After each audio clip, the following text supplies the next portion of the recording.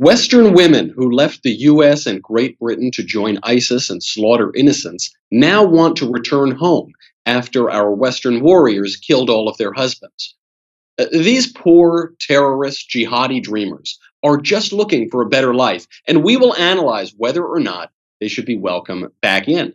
Then leftist ignoramuses try to burn down a statue of the wrong General Lee, and Jussie Smollett surrenders to cops for his hate hoax, and the mailbag. So much to get to. I'm Michael Knowles, and this is The Michael Knowles Show.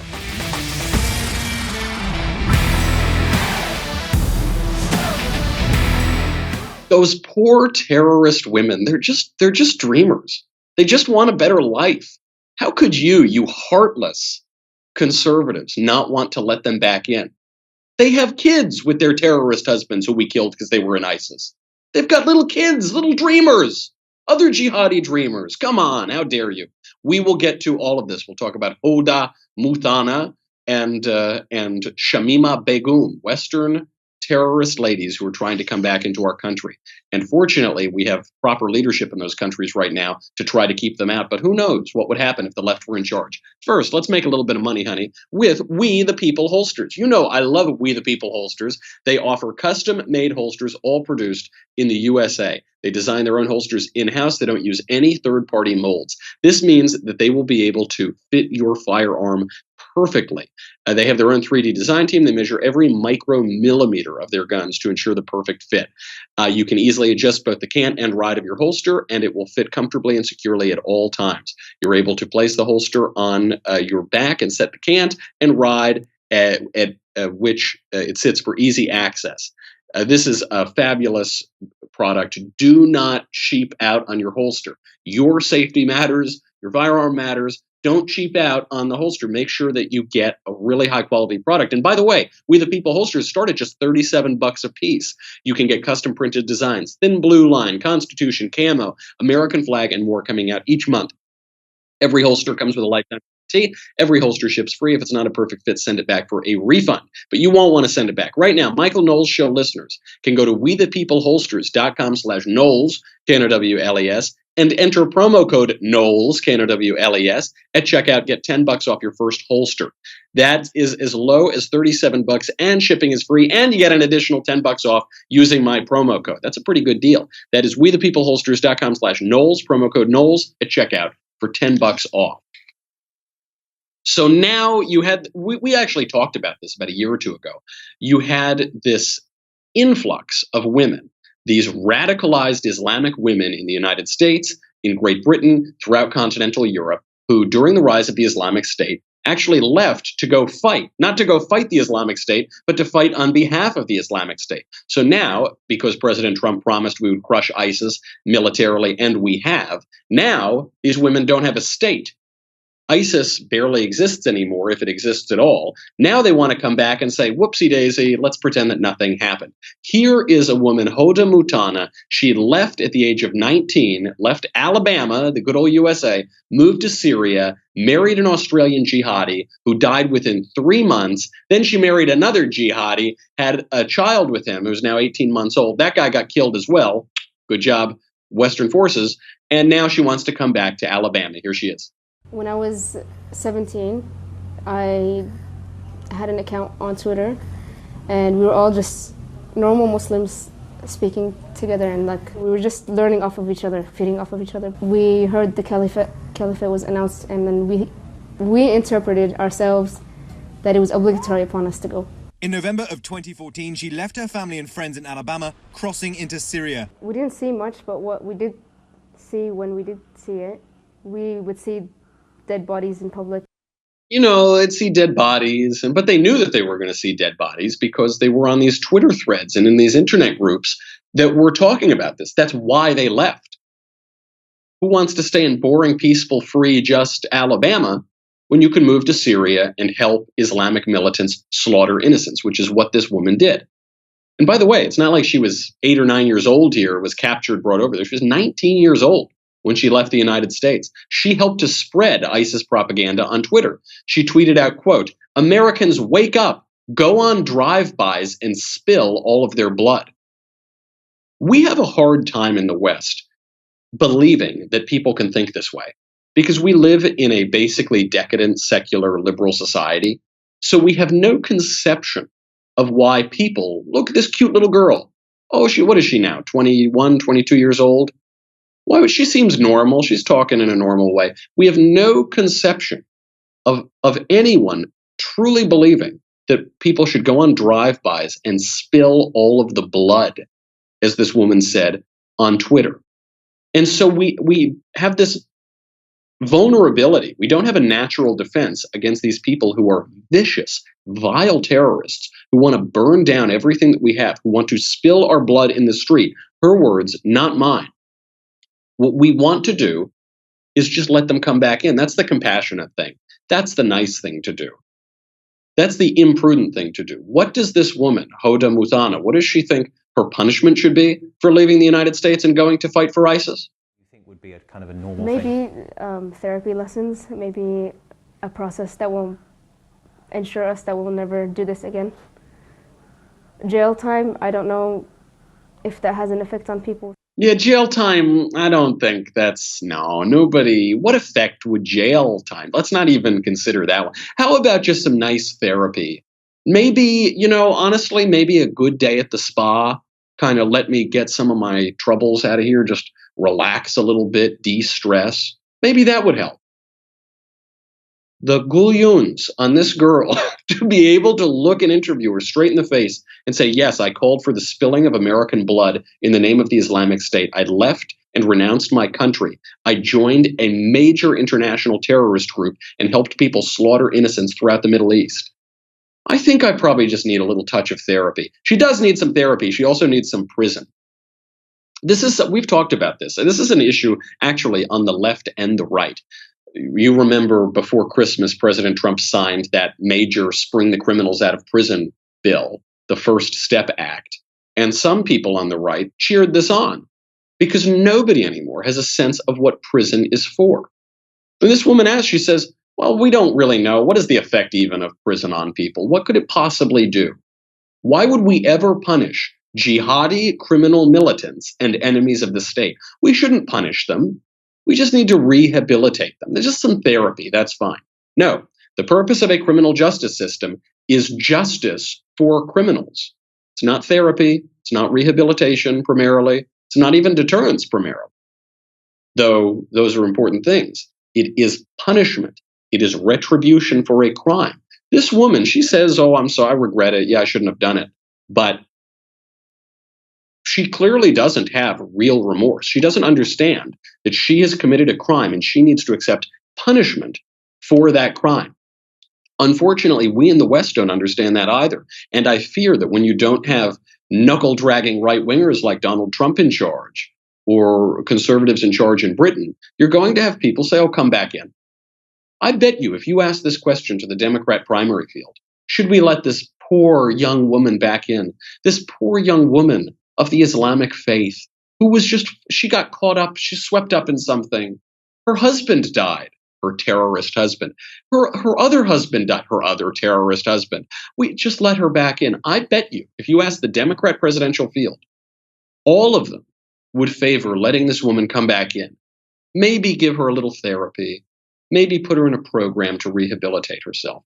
This is a big fear because it's creeping into the right wing and it is infiltrating our Western thought. The West has been slowly destroying itself, committing suicide, a masochistic society. And I see this not just as one particular political ideology, but infecting the whole society.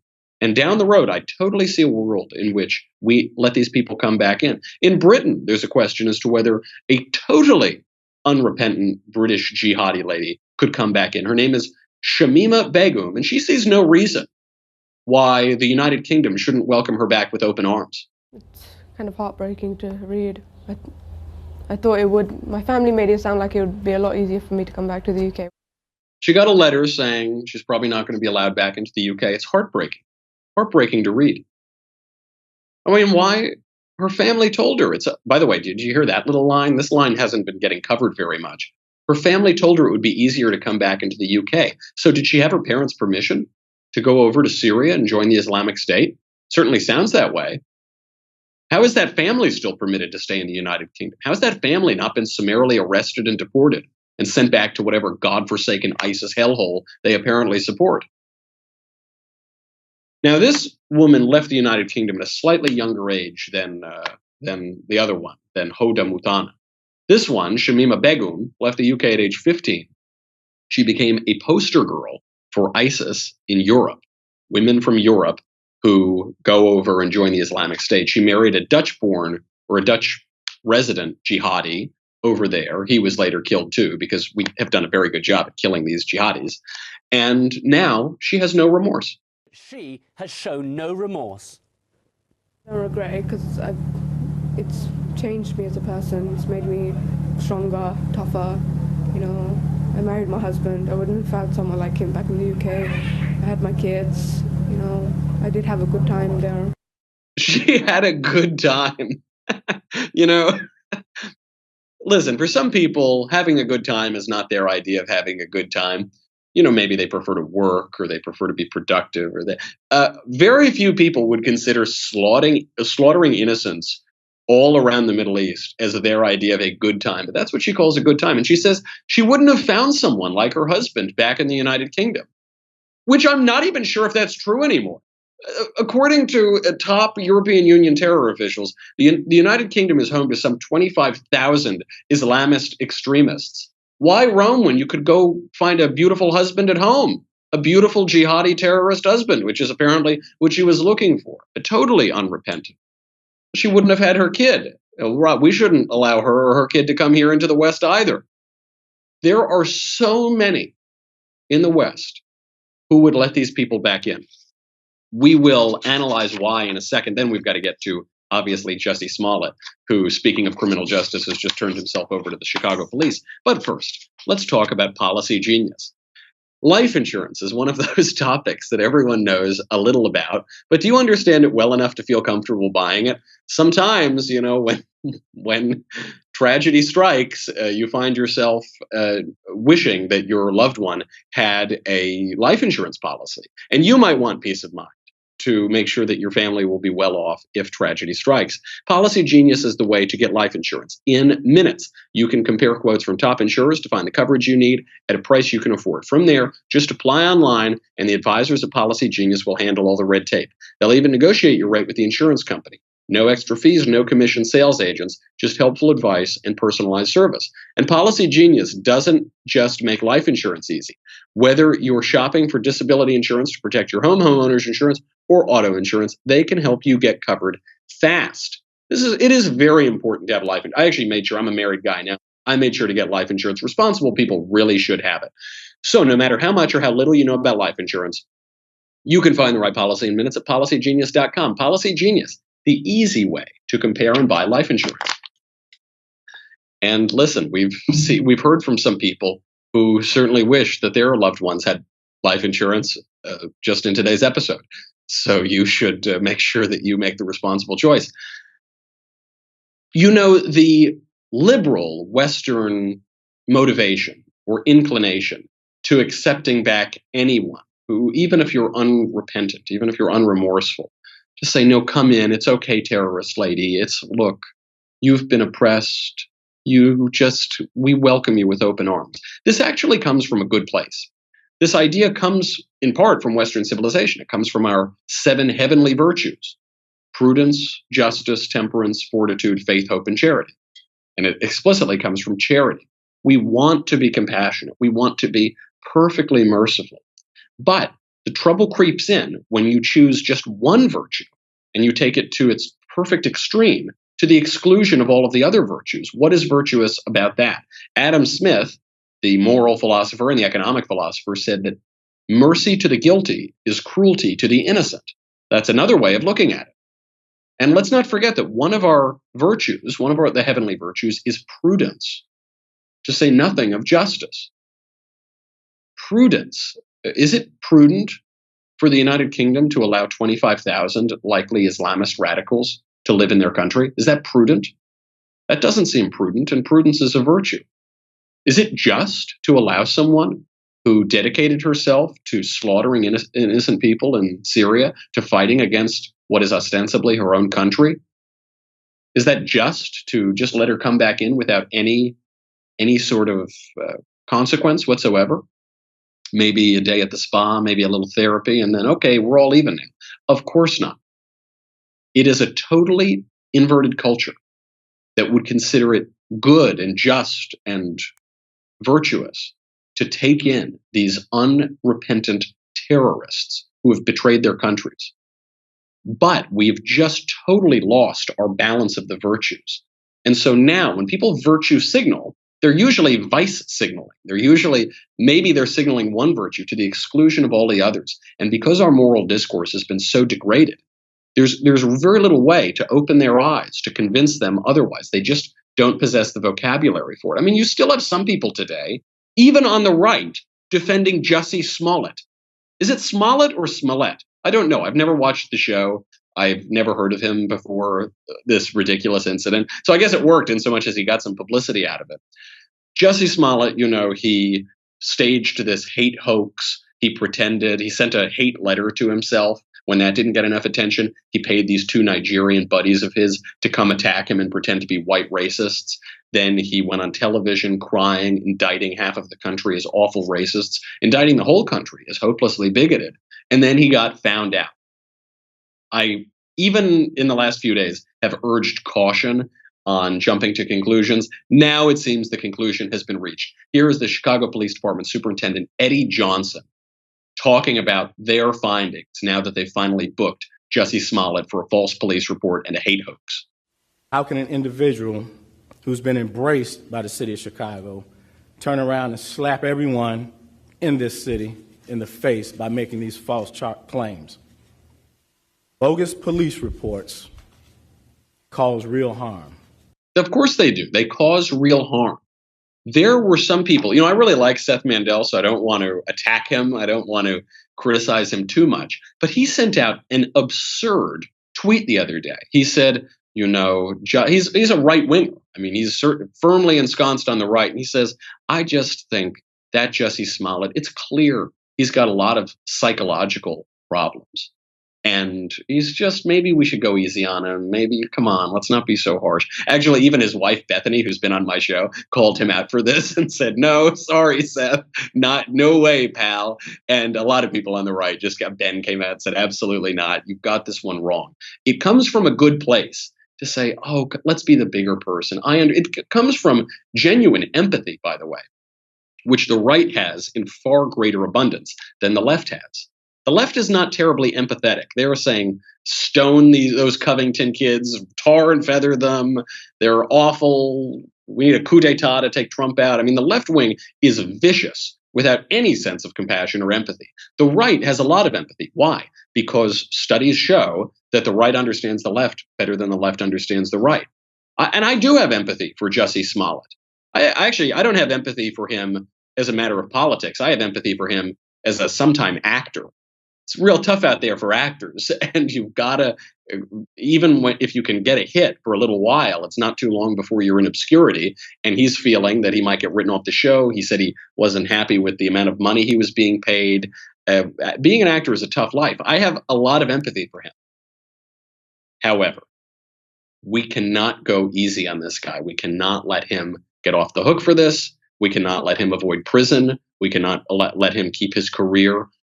Why? Because in this case, mercy to the guilty is cruelty to the innocent. And mercy to the guilty in the Jussie Smollett case is cruelty to real victims of real racially motivated crimes or sexually motivated crimes or whatever. The real victims of these crimes will now be looked on with skepticism. That's unavoidable. And it's right. I mean, there's no way around that. It's inescapable. You can't put the genie back in the bottle. Actions have consequences. Jussie Smollett's actions have consequences. This is why crimes, once they're revealed, must be punished. Because let's say that we don't punish Jussie Smollett. Let's say we're really just all compassion, all mercy, no sense of justice, no sense of prudence. Well, what does that do? It gives everybody license to fake their own hate crime, to try to steal for themselves the social currency of victimhood. And what else does it mean? It means that rational people are no longer going to trust people who claim to have been attacked, even if they really have. They just won't believe it anymore. If there is no punishment, this will create a perverse incentive, and the hoaxes will multiply. They will multiply to no end, and the victims will not be treated seriously. They won't be taken seriously.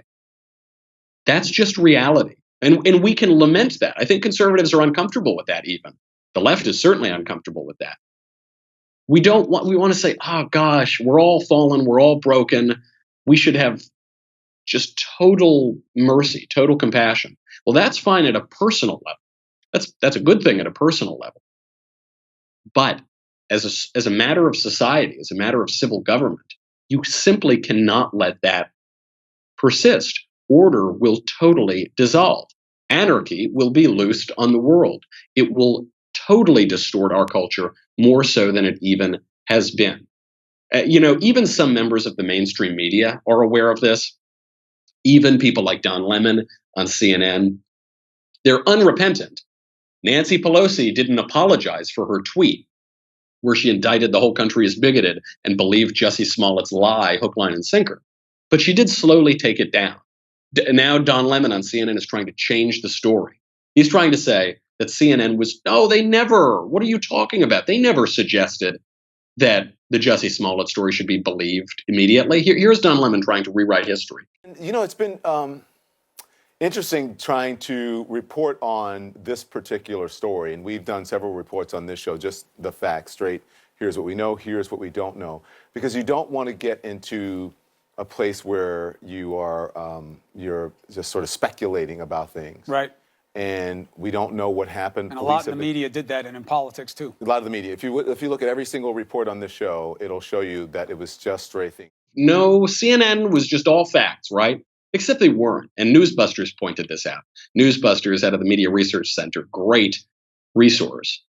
They showed that Don Lemon's colleague Brooke Baldwin reacted with horror to the story, bought it hook, line, and sinker. And by the way, even to Don Lemon's claim, we just reported the facts. If CNN didn't buy the story, then why did they give it so much airtime? They breathlessly talked about this Jussie Smollett thing for days and days. Well, if they said, well, we're going to hold our fire here, why didn't they hold their fire? Because obviously they were creating the narrative and perpetuating the narrative that he should be believed, that he was right, that he was telling the truth, and that America is a bigoted place. That's all it was. When the Jussie Smollett story came out, if you look back at the archives of my show, I didn't cover it. Now, why didn't I cover it? Because it wasn't news? No, because it would have been irresponsible to cover it at that time. I didn't want to jump the gun and say that the guy was a hoaxer, even though I knew with 99% certainty that this was a hoax, because Chicago is not MAGA country. But it would have been irresponsible to do it. What CNN did was act irresponsibly. What Nancy Pelosi did was act irresponsibly. And now they're trying to rewrite history. Okay, hypocrisy is the tribute that vice pays to virtue. Perhaps we should be happy at least that they're trying to rewrite history now rather than double down. I think some other people are doubling down and being completely acquiescent to Jussie Smollett. I think it's actually better to do what the media are doing, not take responsibility, lie about how you covered it, but at least say, this was wrong, this is terrible, this guy's got to be punished for it. We have to take a lesson from a social level, from a level of government and society. Crime has to be punished. We have lost this sense entirely. We don't punish any of our criminals anymore. Both parties are giving into this. This is from a moral failure, a crack up of our ethical discourse that makes us not understand what the words criminal or the words justice mean. And people on the right need to hear it just as much as people on the left. But when the people on the left get this stuff wrong, it's much more hilarious because the left is so misunderstands reality. This is one of my favorite stories in the news today. We have to get to it before the mailbag. So you know that I'm in South Bend, Indiana right now. I'm outside of Notre Dame. I'm going to be giving a speech tonight at Notre Dame because the university at Notre Dame has these beautiful 18th century murals from Luigi Gregori. He was a Vatican portraitist. beautiful murals of Christopher Columbus. And the university now, up to and including the university president, Father Jenkins, has decided they're going to cover up all of the murals so that nobody can see them. They can't move them because they're painted on the wall, so they'd have to go full Taliban and just knock the whole walls down and destroy art entirely. So what they're going to do is just cover it up so that nobody can see them. And this hatred against Christopher Columbus is based not only on moral idiocy, but on historical ignorance. They don't know what Christopher Columbus did. They accuse him of things he never did. They accuse him of things that other people did. They don't understand the significance of Columbus in history. They have no gratitude for what he did and how they stand on his shoulders, the shoulder of that giant, and think that they don't realize that they're dwarfs. They think that they're just giant people themselves. And this ignorant activism has reared its ugly head again in North Carolina, where vandals have destroyed a statue of General Lee. But not that General Lee. These guys went out and destroyed a statue of General William C. Lee, who was a soldier in World War II. He's considered the father of the airborne. And these idiots thought that it was a statue of General Robert E. Lee, and they thought that it would be right to destroy that statue. So now they went after this poor guy from World War II. Here is Mark Johnson, who's the curator of the William C. Lee Airborne Museum in Dunn, North Carolina, explaining the vandalism. This is a hometown grown boy here that turned out to be an international hero in World War II. So to come and try to destroy his statue is just an insult to everybody. I think it was a big mistake. Why would you do something like this? It's really just to irritate people at you. This is not a Civil War museum, and this is not Robert E. Lee. This is General William C. Lee. So I was hurt. Yeah, sorry guys, you got it wrong by a century. You were off by 80 years. What did they do? Someone doused the statue in a flammable liquid. They set it on fire. By the way, we've been talking about genealogy a little bit recently because I found I'm very likely a direct male descendant, albeit a bastard, of Henry VIII. William C. Lee has no relation whatsoever to Robert E. Lee. There is no connection. There is no philosophical connection, no historical connection, no family connection. Completely different people. And this is what the left does all the time. This is why they attack Christopher Columbus. A little learning is a dangerous thing. They've been told, they've been programmed by their re-educators, by the people who have indoctrinated them. Columbus bad. Columbus genocide. Columbus mean. Columbus bad. And so they go beep, beep, boop, Columbus bad. Beep, beep, beep, boop. Bop, bop, bop, burn down statue, boop, bop, beep, hate history, hate art, beep, boop, load Taliban program, beep, bop, beep, beep, boop. And that's what they do. And then they set statues on fire. But they get it completely wrong. They don't even obviously, it would be indefensible even to set a statue of Robert E. Lee on fire. That's also indefensible. But it's both indefensible and hilariously stupid to set a statue of William C. Lee on fire. This is what happens when you don't know history, when you have no humility, and when you are frequently wrong but never in doubt. This is what happens when you have no sense of veneration, when all you have is intellectual pride, the sense that anything that happened before me is bad and wrong. Anybody who lived before me is stupid and wicked. I alone, in my beautiful enlightened modernity, am the only person who has ever seen with clarity the moral landscape. And everything else will be knocked down, covered up with tarp, or set on fire. We'll be covering this tonight at Notre Dame. I sure hope that we're allowed to stream the speech. I sure hope that there are no shenanigans that go on at Notre Dame. So hopefully you'll be able to watch it at Daily Wire. If you're around South Bend, I sure hope that you can make it out there. I told you there has been some shenanigans. Antifa has threatened to come and protest. So it might be lively. Gear up for anything tonight. But I will be making a robust defense of art, history, liberal education, and in particular, one of the greatest men in history, Christopher Columbus. We got to get to the mailbag, but first, go over to dailywire.com. It is $10 a month, $100 for an annual membership. You get me, you get the Andrew Klavan Show, you get the Ben Shapiro Show. You get to ask questions in the mailbag, which is coming up. You get to ask questions in the conversation. We had that yesterday. Ben's is going to be next month. You get to ask questions backstage. You get Another Kingdom. You get everything. But do you know what you get? the Leftist Tears Tumblr. I actually do fear for my safety tonight. I do think that I'm in a bit of danger because I've been on the road, TSA screening, and you got to minimize everything you travel with. So I'm on the road and I'm just here with this. I just have this little plastic coffee cup that I'm drinking my coffee out of. I left my Leftist Tears Tumblr in Los Angeles. And looking at the RSVPs from Antifa tonight, from the university's reaction, the administrators, all the people who don't know anything about Columbus but hate Columbus, I might drown. I'm not afraid of Antifa clocking me. I'm not afraid of the university censoring me. I'm afraid of drowning. Don't let this happen to you. Go get your Leftist Tears Tumblr. We'll be right back with the mailbag.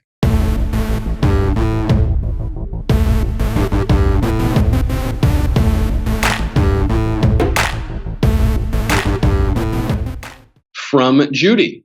Hey, Michael, is this a good opportunity, Jussie Smollett's false attack, for our sports players to let go of the disrespect for the American flag and the people who have sacrificed to give us freedom? Seems like much, not all, of recent acts of racism and homophobia are false, but widely believed due to the dissemination on the part of the media.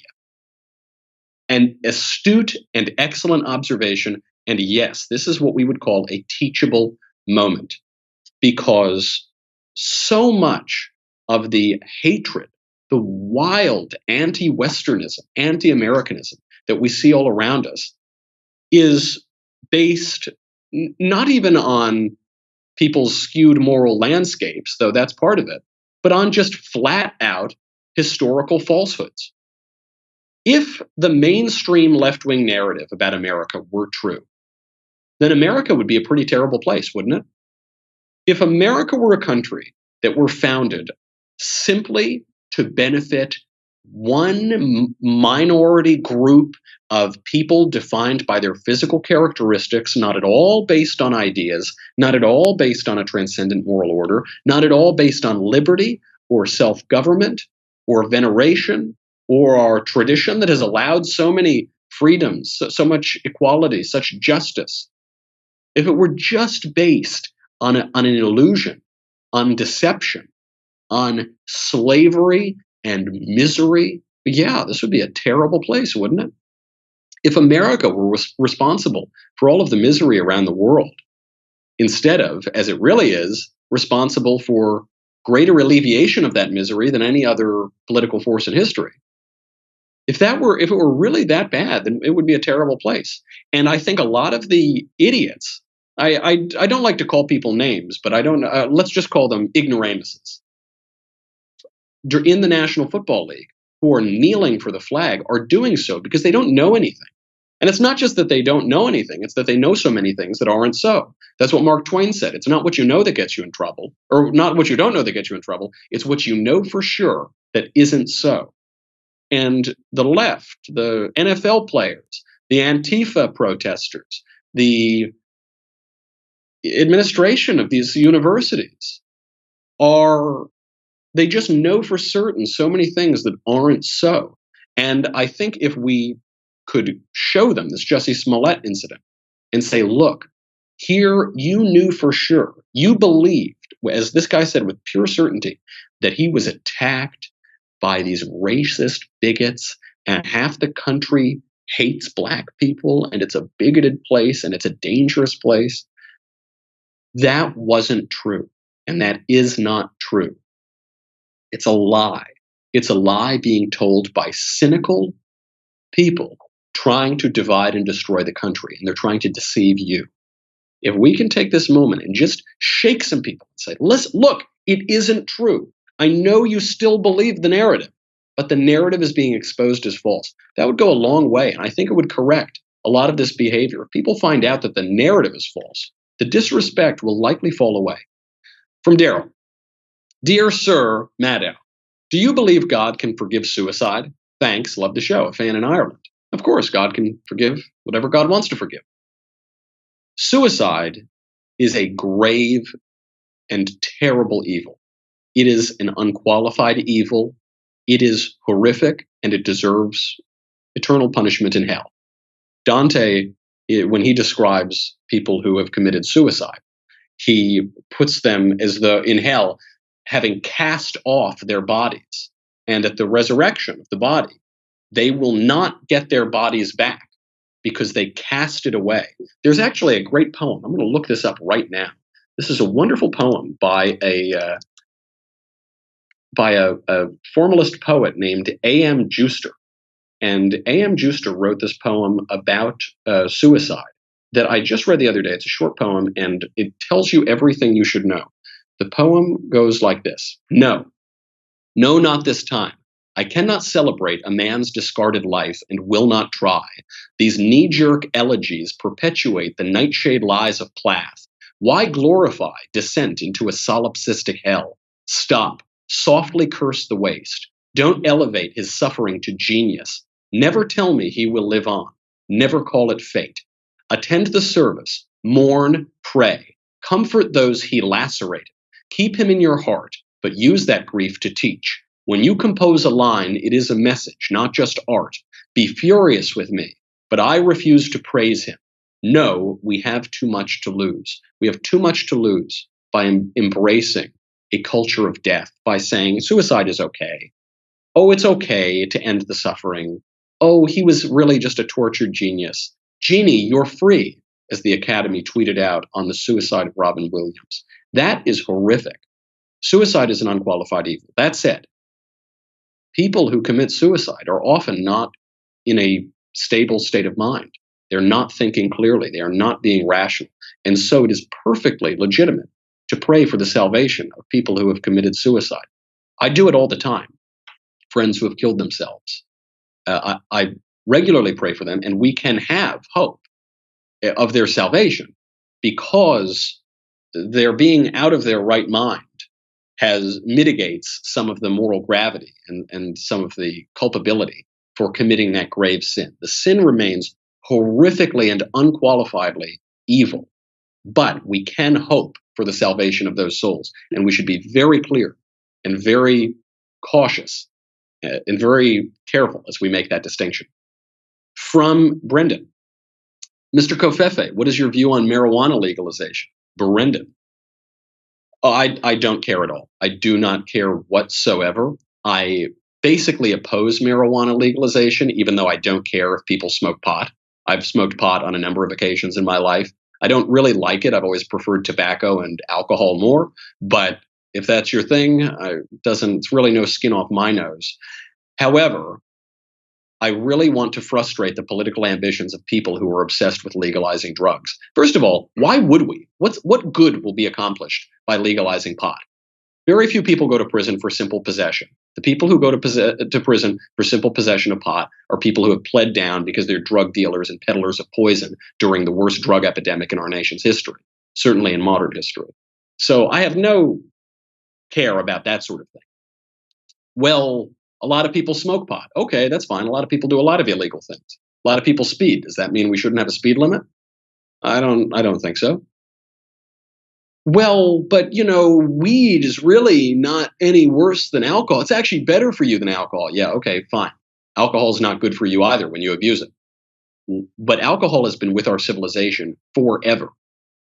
Christ's first miracle is turning water into very, very good wine for people who have been drunk already for several days. This has been around our civilization forever. Why would we introduce something new? Just doesn't make sense. It seems like a further sign of an increasingly decadent culture, and there's no reason to encourage that sort of thing. And also, I'm not a libertarian. Come on, grow up, guys. Come on. All right, we don't. Hey, I'm a cool conservative. I like pot. They're not going to like you. Okay, stop trying to be hip. You're not hip. There's nothing hip about being conservative. From Jesse. Dear Michael, what is your opinion on media that is sacrilegious? For example, I've tried to stay away from video games that involve using things like angels as enemies or Jesus pretty much in any way. I just tend to err on the side of caution and cut certain things out. But again, curious your thoughts on the matter. Thank you for your time. Well, one of the great modern works, the Screwtape Letters, treats angels and God as the enemy. The Screwtape Letters by C.S. Lewis is a demon writing to to his nephew, talking about how to confound the enemy, who is God. Surely you wouldn't disapprove of the Screwtape Letters by C.S. Lewis. Paradise Lost treats hell as heaven and heaven as hell. And the main character of Paradise Lost is Satan. Surely you wouldn't call John Milton unacceptable media. No. What matters is context. If a work of art is presenting sacrilege or presenting blasphemy, Dante presents blasphemy and sacrilege. If it's presenting it in a broader picture of a larger moral universe, or to make a point that is anti-blasphemous, then that's a wonderful thing. But if it's just some video game where you're gratuitously slaughtering angels, that's probably a bad thing. And I would stay away from that as well. As always, what matters is the context. What matters is the point of the art. What matters is the larger artistic realm that is being portrayed. And so I wouldn't be surprised at all if some video games are gratuitous and wrong, and you should stay away from them. But don't stay away from Lewis and John Milton.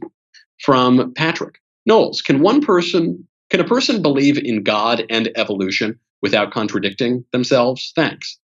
Yes, absolutely. Of course. It was a Catholic priest who discovered the Big Bang. I don't see any. I mean, it depends also what you mean by evolution. There are now so many competing and contradicting theories on how evolution takes place. We don't really have a good explanation of how a species turns into another species. There's not a ton of evidence for that, but we certainly know that genetic mutations take place. And so keeping an open mind to the various ways in which God has created the creation, I mean, that just seems to make sense to me. And cynically citing parts of scripture out of context as a way to disprove some discovery of natural science also seems ridiculous to me. As Cardinal Baronius said, the scripture tells us how to go to heaven, not how the heavens go. From Michael. Michael, I need your advice. I'm here to give it. I'm a 28-year-old former bartender and will graduate this year with a degree in poli-sci and philosophy. I also live in a congressional district where the current rep has been in office for 22 years. My advice is about what I should do after school. I'm leaning toward law school, but I obviously meet the requirements to run for Congress. What should I do? Thanks, Michael. Well, I guess you could move to Queens, and then you would become instantly the congressional representative. 28-year-old bartender. That's all you need these days. You could be the darling of the Democrat Party, but I don't think you could be the darling of the Republican Party. I'm very skeptical of people who want to run for office the second that they possibly can without any life experience first. I think that's a bad idea. I think it will make you have a bad life. I once was driving around with a governor. I won't say which governor. I won't put him on the spot, but I was driving around with a governor on the campaign trail. I was pretty young at the time. And he said, "So, you interested in politics?" And I said, "Well, I'm driving around with you on the campaign trail. What do you think?" And he said, "Well, here's my advice. Don't run for Congress. Don't do it." I said, "Well, I'm a young, politically interested guy. That's what everybody wants to do." He said, "Do not do it. When you do it as a young man, you lose your friends. You're constantly just raising money. You don't stand for anything. You don't have any experience. You don't have any perspective. And you leave with nothing but a bad record, because every bill is designed to make it look like you voted for some terrible thing. That's just the nature of Congress. What is the point? Why do you want to run for Congress? What do you want to do? What do you think you can accomplish in Congress? If it's just that you want to start your political career young, do something else first. I'm not saying don't run. I think it's a perfectly wonderful thing to run for office for the right reasons, but do something else first. Law school is a good idea. Law is a wonderful profession. But don't just run to try to win a popularity contest or something. If you really think that you can accomplish something in Congress as a 28-year-old with little experience from your district, okay, I'd be willing to hear that argument, but you'd have to make a pretty convincing case that you can actually accomplish something. From Nalani. Hi, Michael. A leftist tried to argue that America is inherently racist and pointed to the founding fathers. They claimed they were racist because they owned slaves. Any help responding? Lonnie. Yeah, tell them that we kill 1 million babies a year right now. And the entire culture basically seems fine with it. Obviously, there's a major pro-life movement, but there were abolitionists among the founding fathers. There were many of the founding fathers, even those who weren't outright abolitionists strongly disapproved of slavery. In fact, they had to reach many compromises in writing the Constitution, or the country never would have been built. How will history look on us? A culture that slaughters 1 million babies a year, where elected governors of states call for babies to be killed as they're being born or after they've been born. Outright post-birth infanticide. Something tells me that the founding fathers, who tolerated for a time the institution of slavery, will look far more morally advanced than we will. All right, last question. From Rodolfo. Hi, Michael. Easy question, I hope. A lot of my wife's family converted to some form of Christianity where they're forbidden from drinking alcohol and dancing or listening to music other than religious music. This seems really bizarre to me because, as far as I know, there's no explicit scripture about engaging in these activities. Can you explain where this comes from and why it's incorrect? Thanks. Came for Ben, stayed for Knowles. I don't know where it comes from because it is incorrect. Jesus, as we just said, Christ's first miracle was turning water into wine for drunk people. Good wine for people who had already been drunk for several days. Because at that time, the Jewish wedding ceremonies went on for more than just 3 hours. They went on for days at a time.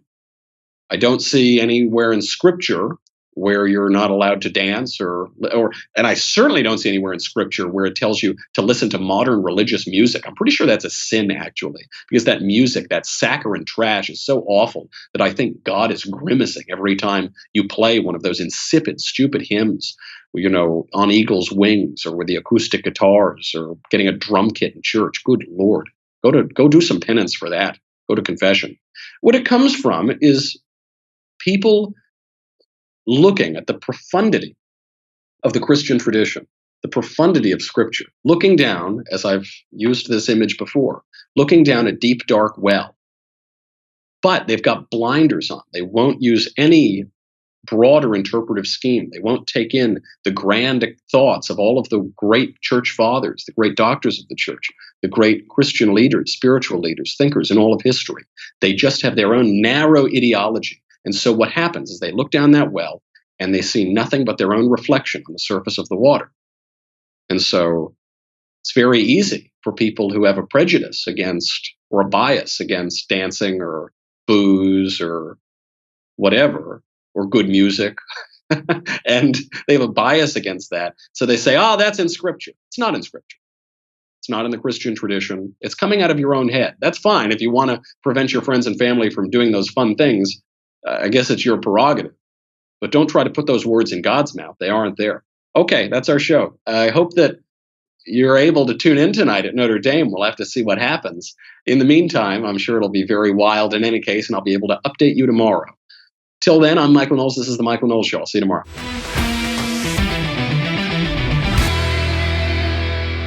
The Michael Knowles Show is produced by Robert Sterling. Executive producer, Jeremy Boring. Senior producer, Jonathan Hay. Our supervising producer is Mathis Glover. And our technical producer is Austin Stevens. Edited by Danny D'Amico. Audio is mixed by Dylan Case. Hair and makeup is by Jesua Olvera. Production assistant, Nick Sheehan. The Michael Knowles Show is a Daily Wire production. Copyright Daily Wire 2019.